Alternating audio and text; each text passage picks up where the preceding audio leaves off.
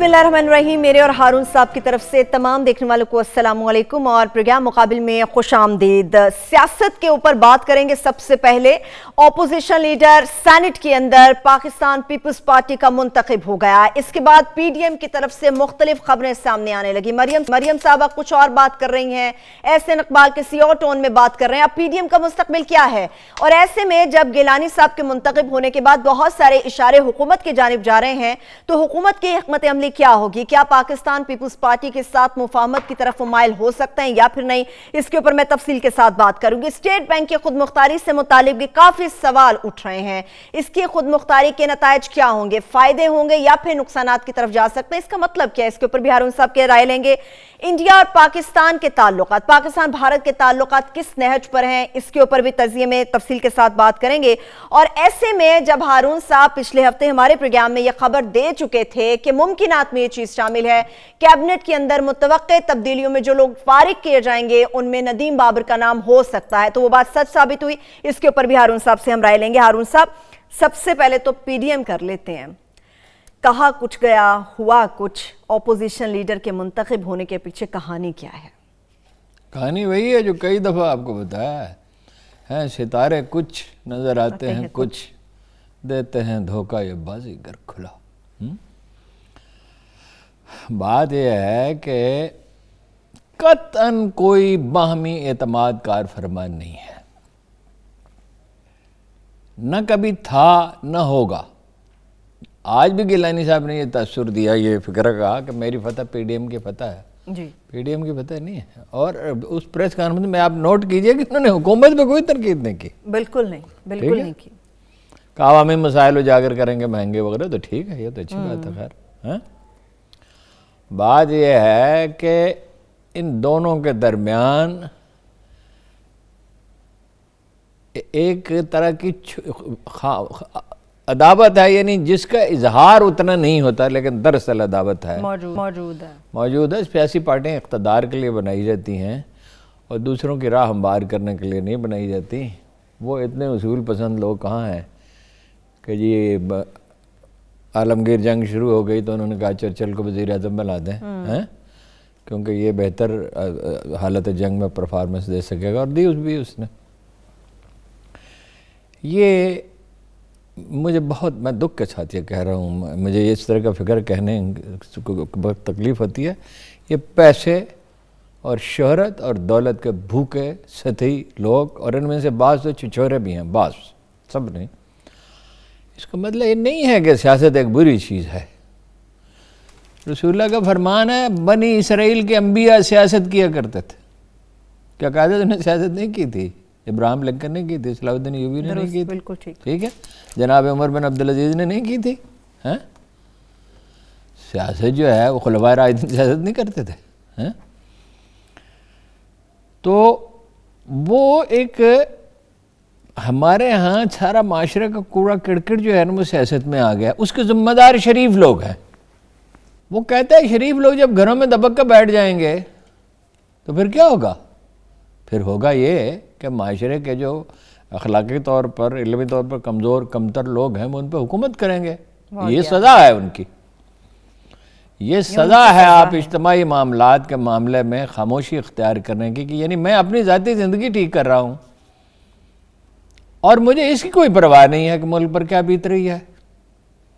यानी एक तो ये है ना कि मेरी राय गलत हो जाए, वो तो कोई दूसरी बात है ना, कि मेरी राय एक मामले में सही नहीं है, वो दूसरी बात है। लेकिन मुझे दिलचस्पी कोई नहीं, या महज कुड़ने पे और सेल्फ पिटी पे लगा हुआ हूँ, अपने आप से खुद तरसी जैसे करना चाहिए। असल में ये जो माशरा है ना, इसकी साख्त बड़ी ख़राब है, और इसकी गुलामी सिर्फ अंग्रेज़ों की गुलामी नहीं है, ये हमेशा की गुलामी है। यहाँ राजे महाराजे और जागीरदार और बादशाही रहे हैं, यहाँ कभी जमहूरियत रही नहीं। हकीकत में ज़हनी गुलाम है सबके सब। अच्छा, अब उस वाक़े की जो तफसीर, गुलामी होती ज़हनी है। वो 25,000 अंग्रेज थे जो बड़े सगीर पे हुकूमत करते थे, 25,000। बाद लोग कहते हैं 50,000 थे, मगर 50,000 भी हों तो क्या है? हुआ ये तय यही पाया था कि अपोजिशन लीडर जो है मुस्लिम लीग का होगा, ठीक है, चेयरमैन पीपल्स पार्टी का होगा, डिप्टी चेयरमैन जेयूआई का होगा, सेनेट का, وہ تو آپ کو پتہ ہے الیکشن کا رزلٹ کیا نکلا. اب زرداری صاحب نے رابطہ کیا ان سے, اسحاق ڈار سے جو بات ہوئی ہے اس کی بات ہوئی ہے ان سے؟ جی بات اس کی کوئی تفصیل معلوم ہوئی ہے, یعنی ذرائع سے یہ کہہ رہے ہیں, ذمہ دار ذرائع مگر کہہ رہے ہیں. انہوں نے کہا کہ جی وہ میاں صاحب سے کہیں کہ وہ سپورٹ کریں اس کو. اچھا. انہوں نے کہا میں یہ بات میاں صاحب سے نہیں کہہ سکتا, اس لیے کہ طے ہوا تھا کہ نون لیگ کا ہوگا. انہوں نے کہا کہ وہ تو جو آپ آدمی تجویز کر رہے ہیں وہ تو بلاول بہت اس پہ ناخوش ہے, اور وہ کہتا ہے کہ وہ ہمیشہ بلاول کا نام لے کے بعد باتیں کرتے ہیں. وہ بے نظیر کے قاتلوں کا وکیل تھا. تو انہوں نے کہا وکیل تو کسی کا بھی کوئی ہو سکتا ہے, وکیل تھا نا ان کا, اور میں یہ بات میاں صاحب سے نہیں کہہ سکتا. اچھا. ادھر جو خبر ہے وہ یہ ہے کہ اسٹیبلشمنٹ کے لوگوں سے میاں شہباز شریف اور ان کے صاحبزادے کی ملاقات ہوئی ہے. حمزہ شہباز کی؟ جی. اچھا. اور لمبی ملاقات ہوئی, 2-2.5 گھنٹے, ایک طویل ملاقات. اب پیپلز پارٹی والے جو ہیں وہ یہ کہہ رہے ہیں کہ اندر سے تو یہ ان کی مفاہمت ہو جاتی ہے, یہ ملک سے باہر چلے جاتے ہیں. اعتزاز احسن صاحب نے ذرا صاف الفاظ میں کہا. جی. اچھا یہ کہہ رہے ہیں کہ دیکھو جی یہ پیپلز پارٹی جو ہے وہ فلاں فلاں مواقع پہ اس نے حکومت کا ساتھ دیا, ٹھیک ہے. دراصل دونوں ہی, میں نے آپ سے کہا تھا مولانا فضل الرحمان سمیت سب کے سب حکومت سے بات کر رہے ہیں. اسی پر تو میں نے یہ عرض کیا تھا کہ نہ کوئی استعفے, نہ کوئی لانگ مارچ, نہ کوئی پنڈی کا قصد, ٹھیک ہے. اب یہ 57 بنائی کیوں ہے, 57 ووٹوں کا بتائیں. میں 57 ووٹوں کا بتاتا ہوں. بنائی کیوں ہے ہمارے بھائی؟ کوئی دباؤ ہوگا تو حکومت سے مفاہمت کریں گے نا, دباؤ ڈال کے کچھ لیں گے نا, اس کے بغیر کریں. اچھا ہو گیا 57 ووٹ, 27 ان کے 30 ان کے, بالکل. اچھا اب ان کو تو مل گیا ایک جماعت اسلامی کا ووٹ اور اے این پی کا. اے این پی کا یاد رکھیں کہ زرداری صاحب اے این پی کے ورکر تھے, ان کے والد صاحب بھی اے این پی کے ورکر رہے ہیں, ٹھیک ہے. ان کے والد تو کھلم کھلا زرداری صاحب کے تو قائد اعظم کے خلاف بات کرتے تھے نا, ریکارڈ پہ موجود ہے, وہ یوٹیوب پہ چلے جائیں, اور نہایت افسوسناک گفتگو کرتے تھے, پاکستان کے قائل ہی نہیں تھے. اور زرداری صاحب خود کہہ چکے ہیں کہ کشمیر کی نئی قیادت جو ہے, جب یہ صدر تھے تو انہوں نے کہا تھا کہ یہ محبوبہ مفتی اور عمر فاروق اور فلاں اور فلاں فلاں وہ سب لوگ جو بھارت نواز ہیں, ان کا امریکہ کی یہ کشمیر کی نئی قیادت ہے. ان کا کیا پاکستان میں فیت ہے, ان کی دولت کہاں ہے؟ اچھا وہ ایک جماعت اسلامی کا ووٹ مل گیا جب احسن اقبال نے کہا, جماعت اسلامی میں عرض کرتا ہوں, جماعت اسلامی یہ کہتی ہے, ان سے پوچھا گیا, انہوں نے کہا بھائی پارلیمانی روایت کیا ہے, جس پارٹی کے ممبر زیادہ ہیں ڈیفینیٹلی اس کا اپوزیشن لیڈر ہوگا. اور ایک صاحب نے یہ کہا کہ یہ جماعت اسلامی کا کارکن احسن اقبال, یہ ہمارے ووٹوں سے انجینئرنگ یونیورسٹی میں عہدیدار بنا, اسی سے اس کی کوئی پذیرائی ہوئی, سیاست میں کوئی حیثیت بنی, یہ جا کے نون لیگ کی گود میں بیٹھ گیا. اور ہم تو یہ بات اس کے باوجود نہیں کہتے. اس نے کہا میں ذاتی طور پہ آپ سے کہہ رہا ہوں, ایک صاحب نے کہا. اور ان کی والدہ محترمہ جو ہیں وہ قومی اسمبلی میں ہماری مدد سے پہنچی, اس کا تو خیر میں نہیں گواہ ہوں. میرے پاس خود جماعت اسلامی کے لوگ آئے اور کہا کہ رحیم یار خان سے جو صاحب ہیں مجلس شورا کا ممبر, اس وقت مجلس شورا کا مسئلہ تھا شاید, یا نہیں یہ الیکشن کا تھا, اور حمزہ صاحب سے میری نیاز مندی تھی, وہ ایمنے تھے, ان سے آپ جا کے کہیں. تو وہ جماعت اسلامی کے جو صاحب تھے وہ ڈاکٹر تھے, تو انہوں نے تو کہا کہ جیسی بات شروع ہوئی انہوں نے کہا یہ آ گئے نا ہارون رشید, تو یہ ہمارا ان سے بہت گہرا تعلق ہے, تو ان کو دیں گے ووٹ. ہاں جی. حمزہ صاحب نے بھی یہی کہا کہ اگر ہارون رشید کی گواہی ہے تو میں اس کی گواہی کو مانتا ہوں, میں اسے جانتا ہوں, ان سے بہت پرانا میرا تعلق تھا. اچھا یہ اس طرح کی بات کرنا جو ہے زیب نہیں دیتا ان کو. دیکھیں جماعت اسلامی نے ان کو ووٹ نہیں دیا گیلانی صاحب کو اس کے لیے سینیٹر بننے کے لیے, بالکل ایسا, ٹھیک ہے نا, چیئرمین بننے کے لیے بھی نہیں دیا. مگر اب یہ تو ایک سادہ سی بات ہے کہ, اور پھر یہ کہ نون لیگ کو اگر وہ دے دیتے تو اس سے انہیں حاصل کیا ہوتا؟ اچھا 57 اس طرح بنے ہیں کہ وہ ایک ناراض رکن ہے، نام اب ذہن میں اس وقت نہیں آ رہا، نون لیگ کے، جو فارورڈ بلاک سے آئے ہیں، انہوں نے فارورڈ بلاک بنا لیا نا، 2 فاٹک ہے، ٹھیک ہے، اور کچھ حکومت کے لوگ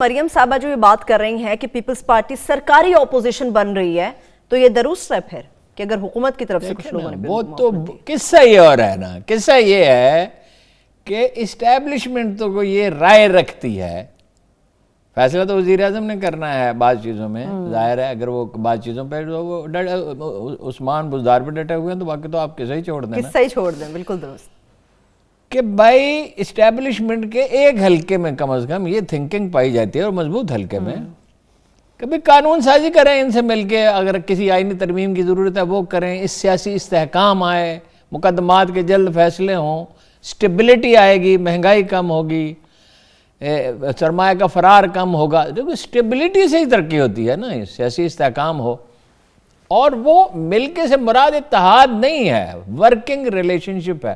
بھائی سندھ میں ان کی حکومت ہے، سندھ سب سے اہم ہے کراچی کی وجہ سے بھی، ویسے بھی سندھ اہم ہے، سندھ کوئی غیر اہم نہیں ہے، لیکن کراچی تو انڈسٹری تو کراچی میں ہے، 33% آف انکم ٹیکس کراچی سے وصول ہوتا ہے۔ تو عمران خان صاحب مائل کیوں نہیں ہے مفاہمت کی طرف؟ مفاہمت کی طرف اس لیے مائل نہیں ہیں کہ وہ پیدا ہی ہوئے تھے فاسٹ بالنگ کے لیے، ٹھیک ہے،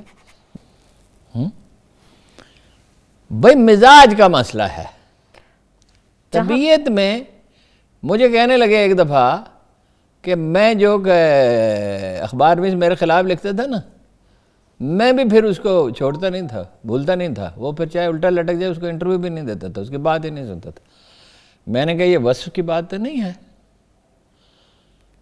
آپ کہتے ہیں اسلام کی بات کرتے ہیں اور براست مدینہ کی اصلاح تو اس وقت استعمال نہیں کرتے، اللہ کے رسول کا طریقہ تو معاف کرنے کا ہے، نرمی کا ہے، کشادگی کا ہے، یہ ان کے مزاج کا مسئلہ ہے۔ لیکن ہارون صاحب جہاں پہ مزاج ہی نقصان پہنچا رہا ہو تو بہتر نہیں ہے مفاہمت کر لی جائے، فائدہ حاصل کیا جائے، وقتی طور پہ جائے؟ نقصان فائدہ کہ دیکھیں نا، جناب رسالت مآب صلی اللہ علیہ وسلم نے فرمایا کوہ احد اپنی جگہ سے ٹل سکتا ہے، عادت نہیں بدل سکتی۔ ایک تو دیکھیں نا آپ کے اندر خرابی ہے اور آپ کو اس کا شعور ہے کہ یہ خرابی ہے، اس کا نتیجہ وہ برقرار ہے، اس کا نتیجہ یہ ہوگا کہ اگر وہ ختم نہیں ہوگی تو کم ضرور ہوگی، ٹھیک ہے نا۔ وہ لوگ بتوں کی پوجا کرتے تھے نا جو اسلام کے سب سے بڑے ستون بنے، مگر انہوں نے مان لیا نا کہ ان کی اپروچ غلط تھی۔ اچھا طبائع کا میں آپ کو بتاؤں فرق، طبیعت کیا چیز ہوتی ہے؟ جناب ابو ذر غفاری، اب جو جملہ ان کے بارے میں کہا گیا ہے وہ ایسا ہے کہ بالکل رونگٹے کھڑے ہو جاتے ہیں جو رسول اللہ نے ان کے بارے میں کہا۔ زمین نے بوجھ نہیں اٹھایا اور آسمان نے سایہ نہیں کیا ابو ذر سے زیادہ سچی آدمی پر۔ وہ پیغمبر ہو گزرے ہیں دنیا میں، خود رسالت مآب موجود ہیں، کبار صحابہ موجود ہیں، 1,24,000، مطلب زندگی میں ایک دفعہ بھی جھوٹ نہیں بولا۔ انبیاء کا بھی یہ ہے نا کہ کبھی جھوٹ نہیں بولا، تو ان سے زیادہ سچا کوئی نہیں، وہ بھی سچے تھے۔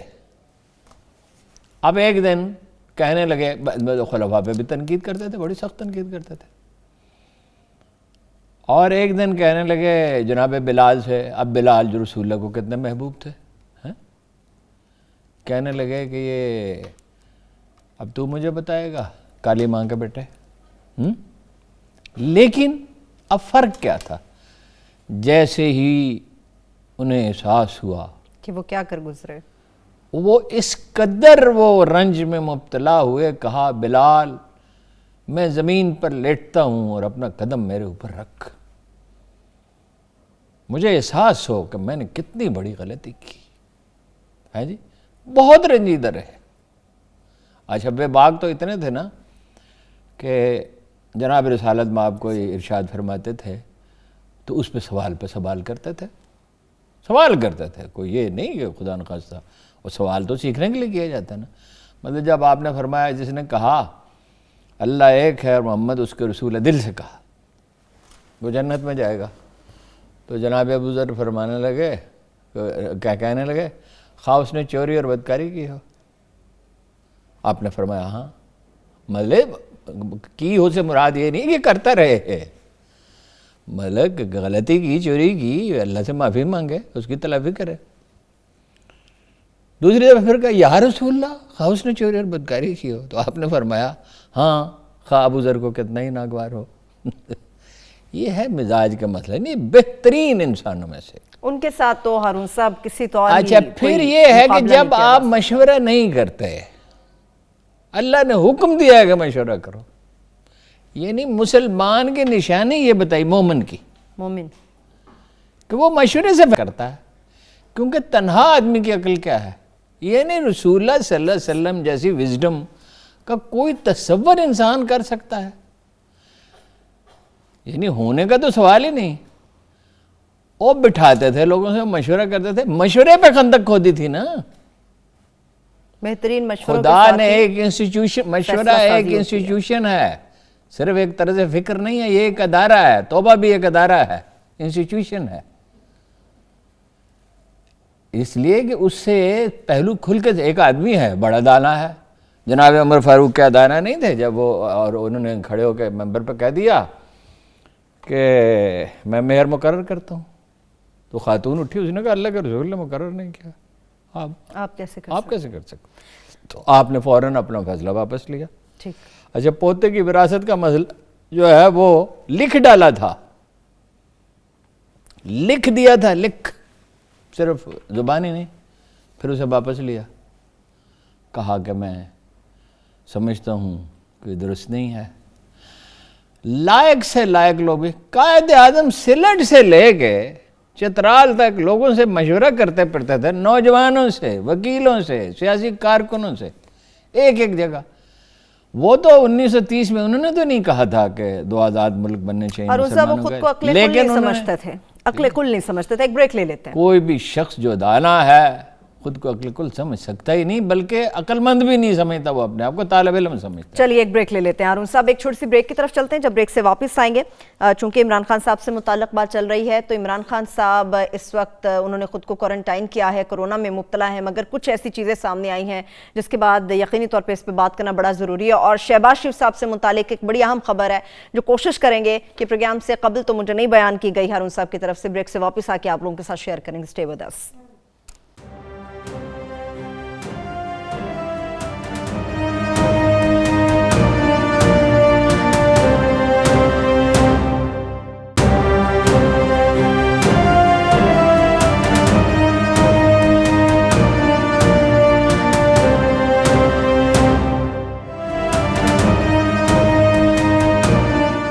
بریک کے بعد ایک بار پھر سے پروگرام میں ہم آپ کو خوش آمدید کہیں گے. ہارون صاحب، اپوزیشن لیڈر کی تعیناتی کے حوالے سے بہت سارے ایسے سوالات جو میں نے پوچھنے، مگر چونکہ آپ نے شہباز شریف صاحب سے متعلق بات کی تھی تو سب سے پہلے وہ خبر میں ساتھ آپ بریک کریں. وہی خبر ہے، ان کی ملاقات ہوئی ہے.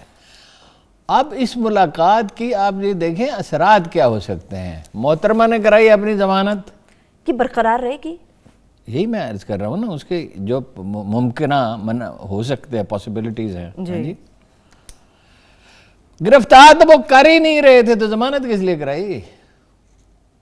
اب جب یہ کہا جائے گا، نائب کے وکیل کی طرف سے عدالت میں استدعا کی جائے گی، جب بحث ہوگی کہ ہم تو گرفتار ہی نہیں کر رہے تھے، آپ نے ان کو ضمانت دے دی. ایک طرف تو ان کے ساتھ اتنی نرویاں آپ برت رہے ہیں، عبوری ضمانت ہے نا 10 اپریل تک، وہ مستقل ضمانت تھوڑی ہے. دوسری طرف یہ تفتیش تو کرنے دے ہی نہیں رہی ہیں، ہزاروں آدمیوں کو لے کے آ جائیں گی، وہ پورا لاؤ لشکر ہے جی.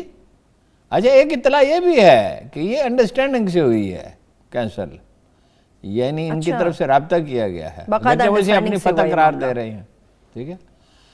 اب اس پس منظر میں دیکھیں شہباز شریف سے ملاقات، اب اس پہ غور کریں. ان دیٹ کیس اگر ضمانت منسوخ ہوتی ہے، وہ اللہ بہتر جانتا ہے، وہ ججوں پہ منحصر ہے، تو یہ گرفتار ہو جائیں گی، تو سیاست کون کرے گا؟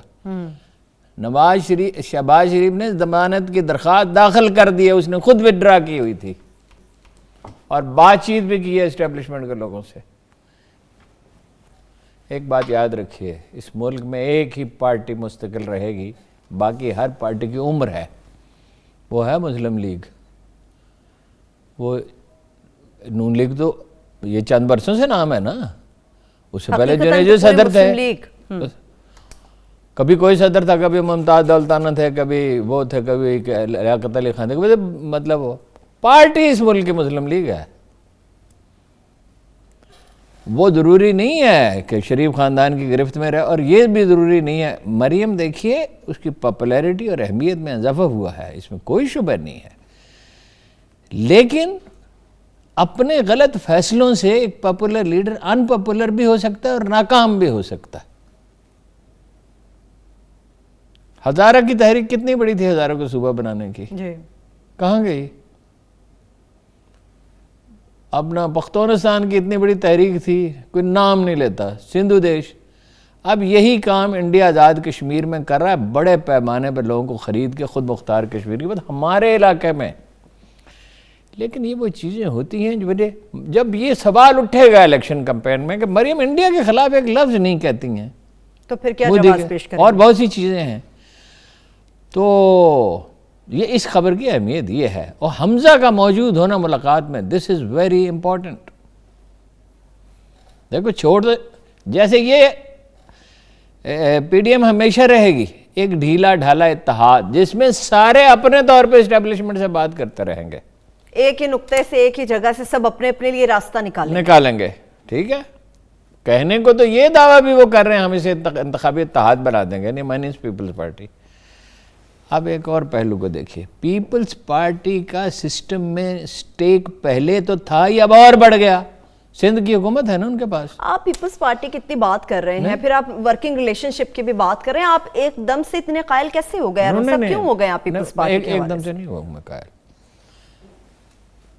بات یہ ہے بے نظیر کے باپ کو پھانسی دی گئی، یہ الگ بحث ہے کہ وہ قصوروار تھے یا نہیں تھے. ہاں جی، وہ انہوں نے اسٹیٹ کے خلاف تو بغاوت نہیں کی، یعنی ان کے بھائی نے جو بھی کیا، محترمہ بے نظیر بھٹو اور محترمہ نصرت بھٹو جو ہیں وہ تو کسی دہشت گردی کے کسی معاملے میں ملوث نہیں تھے، نمبر ایک. نمبر دو، بے نظیر نے اتنی تکلیفیں اٹھائی مگر یہ بیان بعض بات غیر محتاط دے دیتی تھی وہ. لیکن وہ 2008 میں نواز شریف تو بائیکاٹ کرنا چاہتے تھے کہ بھئی قافلے کو جتا دے گی حکومت، انہوں نے قائل کیا نا. پھر بے نظیر قتل ہو جاتی ہیں سر راہ بے گناہ. پھر زرداری نے نواز شریف کو قائل کیا کہ الیکشن میں جانا چاہیے. پھر زرداری نے جب کہا پاکستان نہ کھپے، وہاں سندھ میں تو ایک لابی ہے نا، پاکستان کھپے نا، جب لوگوں نے کہا تو لوگوں نے یہ کہا پاکستان نہ کھپے، کچھ لوگ چند آدمی نے مزار پہ بھٹو گئے اور بے نظیر کے مزار پہ قبر پہ، تو زرداری نے کہا پاکستان کھپے. ٹھیک ہے، اب آپ بدگمان ہیں، آپ کہتے ہیں کہ جی وہ تو اسے ملک پہ حکومت کرنی تھی تو اس لیے اسے یہی کہنا چاہیے تھا، مگر اس نے پوری قوت سے ٹھیک وقت پہ کہا نا، اسی وقت کہا نا. جاوید لطیف کی طرف یہ تو نہیں کہا کہ ہم نہیں کہیں گے پاکستان کھپے، یعنی ہماری بلا سے پاکستان رہے یا نہ رہے، ہمیں بس عقیدت مریم سے، نواز شریف سے، ہمارا مسئلہ شریف خاندان ہے، پاکستان کوئی اہمیت ہمارے لیے نہیں رکھتا. ٹھیک ہے جی. اب یہ جو فرق ہے، اور نواز شریف صاحب جو ہے انڈیا کے ساتھ ان کے معاملات کی جو نوعیت ہے، پیپلز پارٹی کا بھی رویہ مثالی نہیں ہے، عمران خان صاحب کا بھی نہیں تھا. میری ان سے بات ہوتی رہی ہے، بڑا حسن ظن رکھتے تھے. ہاں جی، اور یہ سمجھتے تھے کہ بھئی ہم زیادہ ایک نفرت میں مبتلا ہے. یہ تو جو آنکھیں کھل جاتی ہیں جب آدمی حکومت میں جاتا ہے. میں اچانک قائل نہیں ہوا، پھر میں کسی اتحاد کی بات نہیں کر رہا، میں ورکنگ بھائی آپ قوانین تبدیل کر کے مقدمات کے تیزی سے فیصلے کرنا اگر چاہتے ہیں تو مقدمات پیپلز پارٹی کی ضرورت ہے نا، قانون سازی کے لیے بھی، اور بعض اوقات تو بعض چیزوں میں تو آئینی ترامیم کرنی پڑیں گی. تو ورکنگ ریلیشن شپ تو ہونی چاہیے، ملک چلتا تو رہے نا. اس ملک کا مسئلہ کیا ہے سب سے بڑا؟ ہم کمزور کیوں ہیں؟ ہمیں امریکہ کے تانے روز سننے پڑتے ہیں. ابھی اس پہ آئیں گے جب میں بات کروں گا پاکستان انڈیا تعلقات پہ، جب بات ہوگی. منتر نے جو کچھ کہا ہے، کیمرون منتر نے، ہم نے اپنے اس طرز عمل سے اپنی معیشت کو برباد کر لیا. ملک میں بے یقینی، بے یقینی کے نتیجے میں سرمایہ یہاں ٹکتا ہی نہیں ہے. نہیں، کبھی بھی نہیں ٹکتا. جب سرمایہ نہیں ہے تو ملازمتیں کہاں سے پیدا ہوں گی؟ میں نے پہلے بھی مثال دی تھی، حالانکہ وہ صاحب جو ہیں وہ پسند نہیں کرتے اس کا ذکر کیا جائے. وہ کہتے ہیں معاملہ طے پا چکا ہے، اب اس کا ذکر آپ کرتے ہیں. ایک آدمی یہاں 2 5 اسٹار ہوٹل بنا رہا تھا، 2 5 اسٹار ہوٹل صرف لاہور میں، اور ایک غالباً کراچی میں بھی. جب اسے FBR والوں نے تنگ کیا، رشوت مانگی، جا کے عدالت میں فیصلہ تو انہوں نے اپنے حق میں حاصل کر لیا، اور ڈٹائی سے ایک خاتون افسر نے رشوت مانگی، تو انہوں نے وہ پروجیکٹ نہ کرنے کا فیصلہ کیا. ہزاروں آدمیوں کا مستقل روزگار کا بندوبست ہونا تھا اس سے. خان صاحب اس بات کو سمجھتے ہی نہیں کسی طرح کہ یہ جو خوف وہ پیدا کرتے ہیں. احتساب سے کون انکار کرتا ہے؟ احتساب سے تو کوئی آمق انکار کر سکتا ہے نا. مگر وہ احتساب ہونا چاہیے. مگر وہ نیب کرے نا، عدالتیں کریں نا، پولیس کرے نا، FIA کرے. FIA اب کر رہی ہے نا شوگر ملوں کا اور دوسری چیزوں کا، پیٹرولیم کمپنیوں کا. اگر آپ کا ایجنڈا صرف یہ ہے، ایک ہی ہے ایجنڈا کہ ان کی ناک رگڑنی ہے، او بھائی ایک ملزم کو سزا دینے کے لیے چینی کے برتن سجے ہوئے ہوں یا شیشے کے ایک دکان میں، اور اس میں ایک بھینسا گھسا ہے، آپ اس کو ماریں گے اس طرح کہ وہ سارے برتن ہی توڑ ڈالے؟ آپ نے اس کو باہر نکالنا ہے تو سلیقے سے نکالے. ٹھیک ہے نا؟ ٹھیک. یہی اس حکمت کو سیاست کہتے ہیں. سیاست کسی اور چیز کا نام نہیں ہے. سیاست میں کیا کانگریس کے لیڈروں سے قائد اعظم ملتے نہیں تھے؟ کیا غفار خان سے نہیں ملے؟ کیا وہ سکندر حیات سے نہیں ملتے جو بارہا جس نے انہیں بیٹرے کیا تھا؟ ان بنگالی لیڈروں سے جو مکر جاتے تھے، چیٹ کرتے تھے. وہ تو بس ایک ہی تھے. وہ تو بس ایک ہی تھے، اسی لیے وہ کامیاب بھی تو تھے نا. نہیں، دنیا نے دیکھو نا امن کے ساتھ رہنا سیکھا ہے. آخر یہی وہ امریکہ تھا نا جس میں خانہ جنگی ہو رہی تھی، جس میں امریکہ 2 حصوں میں بٹ گیا تھا. ایک کہتا تھا غلاموں کو آزاد نہیں کیا جائے گا، ایک کہتا تھا کیا جائے گا، اور امریکی ایک دوسرے کو قتل کر رہے تھے. پھر اس سے انہوں نے سیکھا کہ ہم تو اپنے خود کو برباد کر لیں گے. عالمگیر جنگوں سے انسانوں نے سیکھا. بھائی آدمی سیکھنا ہی تو اصل چیز ہے. کہ غلطی کا ہو جانا کوئی ایسی بات نہیں، غلطی سے کوئی برباد نہیں ہوتا. برباد ہوتا ہے غلطی پر سٹینڈ لینے سے. خان صاحب نے اس پہ لیا ہوا سٹینڈ، یہ ان کے اپنے مفاد میں نہیں ہے، ملک کے مفاد میں بھی نہیں ہے. اچھا، اب ورکر کو چونکہ انہوں نے اس میں موٹیویٹ کر لیا ہے، 25 پیچھے ہٹنے کا راستہ بھی نہیں ہے. اچھا، اب پیچھے ہٹنے کا راستہ بھٹو ان سب سے، بلکہ سارے سیاستدانوں سے قائد اعظم کے سوا زیادہ پڑھا لکھا تھا، دنیا کو سمجھتا تھا، اسٹیٹ کرافٹ کو سمجھتا تھا، متحرک تھا، محنتی تھا. پھر آخر کس انجام کو پہنچا؟ ہارون صاحب، آپ نے احتساب کی عدالتوں کے مقدمات کی بات کی ہے. ڈسکا کے حوالے سے جو عدالتی ریمارکس ہیں، چیزیں ہیں، اس پہ مریم صاحبہ کا جو سیل ہے، میڈیا سیل، وہ ایک باقاعدہ طور پہ کیمپین چلا رہا ہے. کیوں؟ بڑی افسوسناک کیمپین ہے. وہ تو فیصلہ کر دیا نا انہوں نے کہ پولنگ نہیں ہوگی وہاں پہ، پولنگ ملتوی کر دی نا.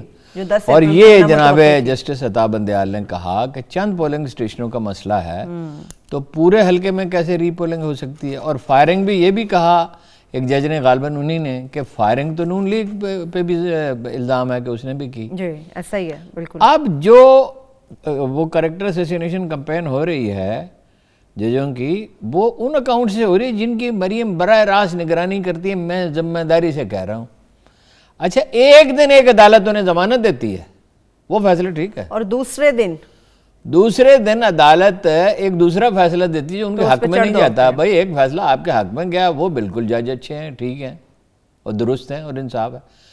وہ تو جب زبیر صاحب نے یہ کہہ دیا، زبیر عمر نے، کہ نواز شریف اس لیے ملک سے باہر نہیں گیا کہ وہ بیمار تھا، حالانکہ ہفتوں مہینوں چیختے رہے کہ بیمار ہے، جان کو خطرہ ہے، گر گئے ہیں اور یہ ہے اور وہ ہے. وہ تو اس لیے نہیں آ رہا کہ یہاں انہیں انصاف مل نہیں سکتا. انصاف اصل میں تب ان کے خیال میں انصاف یہ ہے کہ نواز شریف صاحب کو پورا اختیار ہو ججوں کے تقرر کا، وہ خود ہی جج مقرر کریں. اور دانائی اتنی ہے نواز شریف صاحب نے کہ جو آرمی چیف انہوں نے مقرر کیا اسی سے لڑے، کسی ایک سے بھی نہ نپ سکے. نہیں، مشرف کو کسی نے مقرر کیا تھا؟ جی، نواز شریف صاحب نے خود. جنرل قمر جاوید باجوہ کو کسی نے مقرر کیا تھا؟ اور اور بھی کتنے 3 4 چیف انہوں نے مقرر کیے. ہر ایک سے وہ ناراض ہو جاتے تھے اور ہر ایک سے یہ من مانی ہے، انوکھا لاڈلا کھیلن کو مانگے چاند۔ دنیا آپ زندگی سے مفاہمت کرتے ہیں، زندگی آپ سے مفاہمت نہیں کرتی۔ بلدیاتی اداروں کو بحال کرنے کا جو حکم ہے ہارون صاحب، اس کو کس طرح سے دیکھ رہے ہیں؟ ہاں، بڑا اچھا فیصلہ ہے بلدیاتی اداروں کو۔ دیکھیے خان صاحب برطانیہ کی بار بار مثال دیتے تھے، بلدیاتی اداروں پہ بڑا زور دیتے تھے، ریفارمز کی بھی بڑی بات کرتے تھے۔ اچھا تو بھائی ریفارمز کی بھی کرتے تھے۔ دیکھیے بلدیاتی ادارے جو ہیں وہ ٹھیک ہے کہ بھائی حکومت کا جزوی طور پر نون لیگ کا وہ رسوخ بڑھ جائے گا۔ ویسے تو بلدیاتی اداروں کا سب سے بڑا لطیفہ تو یہ ہے کہ نون لیگ تو کرانے نہیں چاہتی تھی، سپریم کورٹ کے حکم پہ کرانے کے بعد 1 سال انہیں حلف نہیں دیا۔ اب یہ 9 مہینے کا معاملہ، اس کو برداشت کریں۔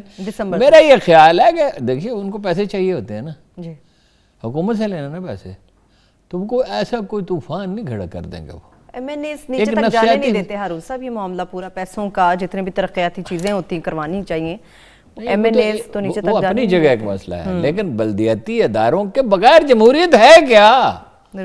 یہ تو آئین میں لکھا ہوا ہے نا، یہ تو آئین میں لکھا ہوا ہے نا، مرکزی حکومت، صوبائی حکومت اور بلدیاتی ادارے۔ دیکھیں کراچی کا یہ حال ہوتا ہی نا اگر بلدیاتی ادارے فعال ہوتے۔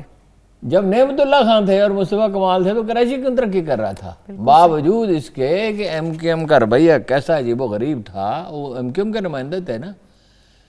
لیکن آپ بہت سی جگہوں پہ، میں تو کراچی اس زمانے میں بہت جاتا تھا، سال میں 4-6 دفعہ تو جاتا تھا، سفر آدھا رہ گیا تھا۔ اتنے اوور ہیڈ برج بن گئے اور اتنے انڈر پاس بن گئے، سگنل ختم ہو گیا بہت سی سڑکوں پہ، اور اتنا بڑا شہر پاکستان۔ آج میں ایک جگہ گیا مارکیٹ میں، کسی چھوٹے سے کام کے لیے گیا، اور اتنا وقت ضائع ہوا کہ میں دنگ رہ گیا۔ کیا وجہ ہے؟ کوئی یعنی آپ کام کر ہی نہیں رہے۔ میں آپ کو اس پہ خبر بھی ایک دیتا ہوں، جو ہسپتال بننا تھا لاہور میں، اس کی زمین تک ایکوائر نہیں کی، اس کی کاغذی کارروائی نہیں کی۔ جو اوور ہیڈ برج بننا تھے اور فلائی اوور بننا تھے اور جو انڈر پاس بننا تھے وہ نہیں بن رہے۔ $750 ملین کی غیر ملکی امداد ہے، اچھا بجٹ کا حصہ تھی پنجاب کے، جو ترقیاتی منصوبے پہ خرچ ہونی تھی۔ آج کیا، آج مارچ کا آخری ہفتہ ہے، اپریل شروع ہونے والا ہے، اس میں سے صرف 150 ملین خرچ ہوئے ہیں۔ او بھائی 750 ملین پورے خرچ ہونے چاہیے، یعنی اب تک 700 تو ہو چکے ہیں۔ $600 کہاں گئے؟ 6.5 نہیں موجود تو ہیں بھائی، وہ خرچ ہو رہے ہوتے تو ملازمتیں پیدا ہوتی ہیں، ترقیاتی عمل ہوتا۔ حکومت وجہ حکومت بھی ہے۔ عثمان بزدار سے آپ کیا امید رکھتے ہیں؟ وہ مجھے اتنا پتا ہے۔ اچھا پھر سول سروس جو تعاون نہیں کر رہی، اور سوار ایسا کہ گھوڑے پہ بیٹھنا نہیں آتا۔ ہم اپنی ذاتی زندگیاں جی رہے ہیں، ملک کے لیے نہیں کوئی جی رہا۔ ہر ایک کا یہی آ رہا ہے، کارخانہ دار اپنے منافع کی فکر میں ہے، اور سیاستدان اپنے ذاتی مفاد کی فکر میں ہے، اور پھر سب سے بڑھ کر یہ کہ ایسی تلخی گھولتے ہیں فضا میں کہ عدم استحکام پیدا ہوتا ہے، بے یقینی پیدا ہوتی۔ اب یہ شوگر ملوں کی خبر جس طرح آئی ہے، کیا اس طرح آنی چاہیے تھی؟ چلے میں اس پہ بات کیا سارے کے سارے لوگ ذمہ دار ہیں شوگر ملوں والے؟ ایک بریک لے لیتے ہیں، یہ تاثر دیا جائے گا۔ ٹھیک ہے، اسی میں بات کروں گی، ایک چھوٹی سی بریک سے واپس آ کے یہیں سے گفتگو آگے بڑھائیں گے، مگر اس کے ساتھ ساتھ اسٹیٹ بینک کی خود مختاری کا معاملہ اور پاکستان اور بھارت کے تعلقات کی نوعیت۔ Stay with us.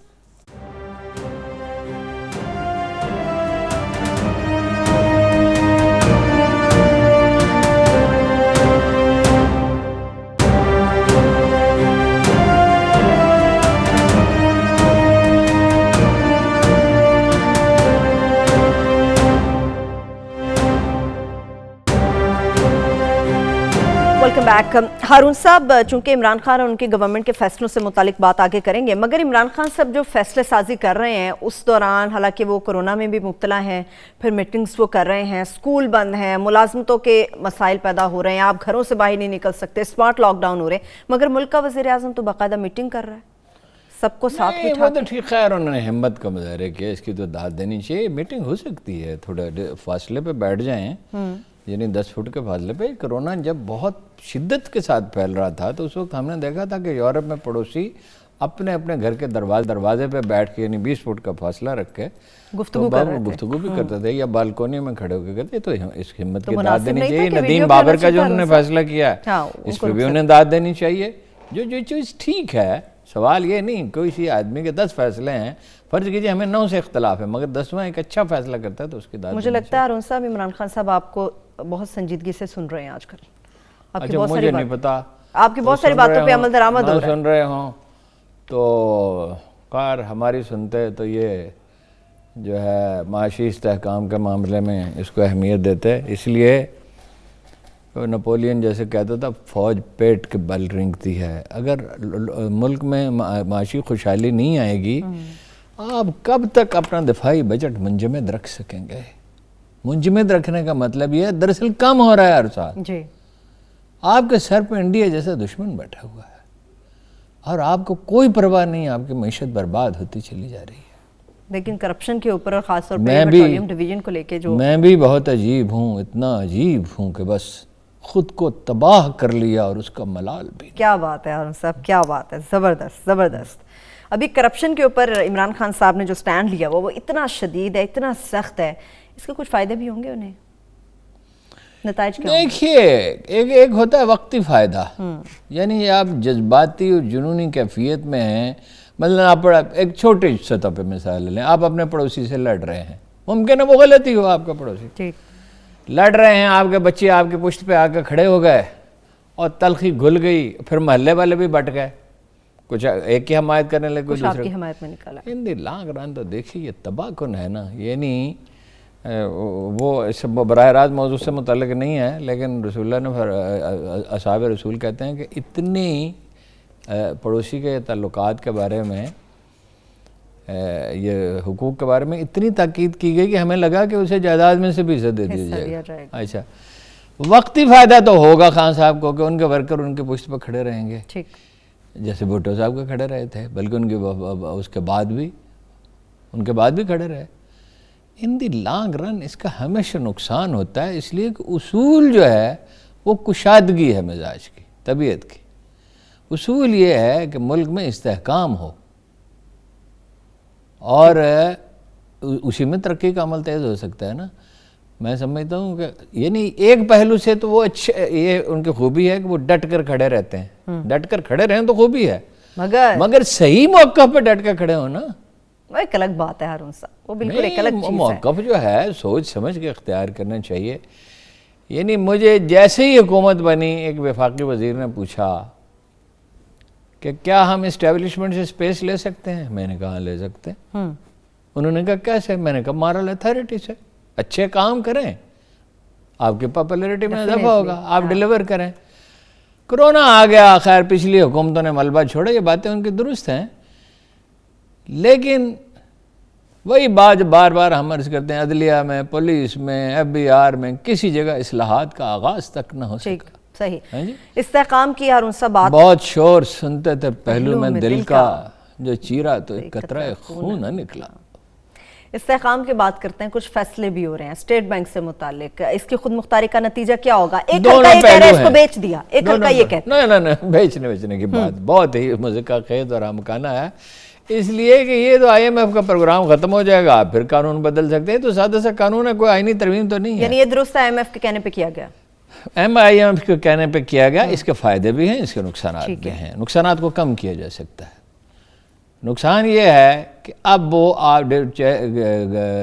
گورنر جو ہے وہ اسٹیٹ بینک کا اور ڈپٹی گورنر، آپ اس سے کوئی بات پوچھ نہیں کر سکتے، وہ آزاد ہے. نوٹ بعض اوقات چھاپنے پڑتے ہیں. کرونا میں جو اتنا پیسہ نوٹ چھاپے گئے تو کاروباری لوگوں کو قرضے دیے گئے، لوگوں کی مدد کی گئی، اس سے نمٹنے میں وہ مددگار ہیلپ ہوئی. لیکن دوسری طرف یہ ہے کہ جب آپ بالکل حکومتوں کو آزاد چھوڑ دیتے ہیں، اسٹیٹ بینک کو کوئی عمل دخل نہیں رہتا، تو ڈالر کو جو ہے وہ بیچتے رہتے تھے اور مصنوعی طور پہ اسے برقرار رکھا. آخر کار ہمت جواب دے گئی، لوگ بھول گئے کہ ڈالر کی قیمت میں کمی نون لیگ نے کی تھی. مفتاح اسماعیل تھے وزیر، جی 10%. مجھے تو فون کر کے ایک وزیر نے بتایا کہ 10% کم کر رہے ہیں، فیصلہ ہو گیا ہے.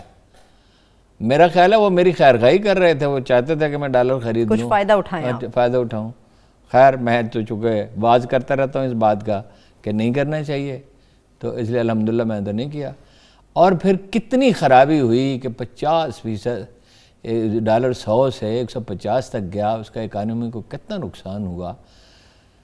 تو درمیانی راستہ کیا ہے؟ درمیانی راستہ آپ بورڈ آف گورنرز، یہ جس طرح کے نیب کے چیئرمین آپ بناتے رہے فصیح بخاری اور قمر زمان جیسے، اس طرح کا کوئی گورنر مقرر کرنے کے بجائے بورڈ ان بھلے لوگوں پر، ان لائق لوگوں پر، سنجیدہ اور سلیقے کے لوگوں پر بنائیے اور اسے اختیار دیجئے کہ وہ گورنر اور ڈپٹی گورنر کا تقرر کرے. ٹھیک. اور وہ پالیسیاں اس طرح بنائے کہ ملک کو نقصان نہ پہنچے.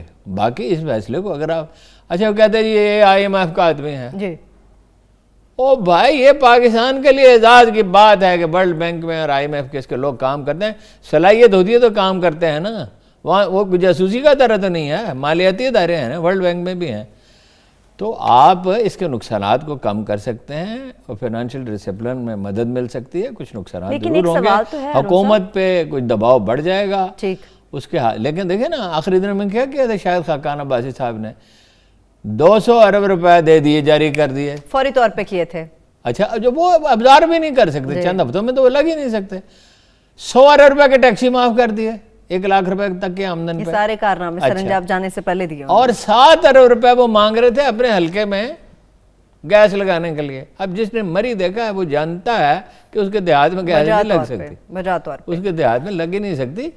وہاں مکان اس طرح نہیں ہوتے، مکان کے ساتھ مکان جڑا ہوا نہیں ہوتا. مکان ایک پہاڑی پہ 4 مکان ہے، دوسری پہاڑی پہ 2 مکان ہے، کسی پہ ایک ہی ہے. لیکن ہارون صاحب نئے نوٹ نہیں چھپیں گے، اس پہ پابندی ہوگی. سوال ملک چلے گا کیسے اگر اس پہ پابندی ہوگی؟ کتنے چھپیں گے اس کا فیصلہ کرے گا. جب یہ پریکٹس میں آئے گا نا معاملہ، خرابی تو وہی ہے جو میں بار بار عرض کرتا ہوں. آپ کی معیشت ہے ہی نہیں، کالی معیشت ہے، ڈاکومنٹڈ ہے ہی نہیں، بلیک اکانومی ہے. اب آپ نے بلیک اکانومی کی اجازت دی، انویسٹمنٹ کرنے کی کہا نہیں پوچھیں گے تو کنسٹرکشن میں دھڑا دھڑ پیسہ گیا نا. آپ ملک میں وہ استحکام پیدا ہی نہیں کرتے جو معاشی ترقی کے لیے ضروری ہوتا ہے. تو آپ خود کو تو آپ نے ہمیشہ سے کمزور رکھا ہوا ہے. ایک نفسیات ہے قرض مانگنے کی اور قرض پہ ملک چلانے کی. بھائی یہ ہمارے سامنے چین $180 فی گز انکم تھی، $3000 ہے. کہاں پر پہنچا؟ درست ٹھیک ہے. یہ ہمارے سامنے ترکی تھا، لیرا کی قیمت ہی نہیں تھی، ٹوکری بھر کے لے جاتے تھے سودا سلو خریدنے کے لیے. اور اب دیکھیے یہ اپنا فگر ایگزیکٹ نہیں ہے، میں نے ایک دفعہ کہا تھا $50 فی گز، تو مجھے کچھ لوگوں نے کہا نہیں زیادہ تھا. اچھا ملائیشیا کی آمدن اس سے زیادہ تھی پام آئل وغیرہ کی وجہ سے. پام آئل اور ربڑی تھا نا، $5000 فی گز انکم. یہ پچھلے سال کے فگر ہیں، تازہ میں نے نہیں دیکھے. ہمارے سامنے ملکوں نے ترقی کی ہے نا. اور جو ملائیشین تھے، میرے والد مرحوم وہاں رہے اچھا کافی عرصہ، جو مسلمان تھے ان کے پاس پیسے تھا ہی، چینیوں کے پاس تھا. کس سلیقہ مندی سے مہاتر نے ان کو چینیوں کو نقصان پہنچائے بغیر اپنے لوگوں کی.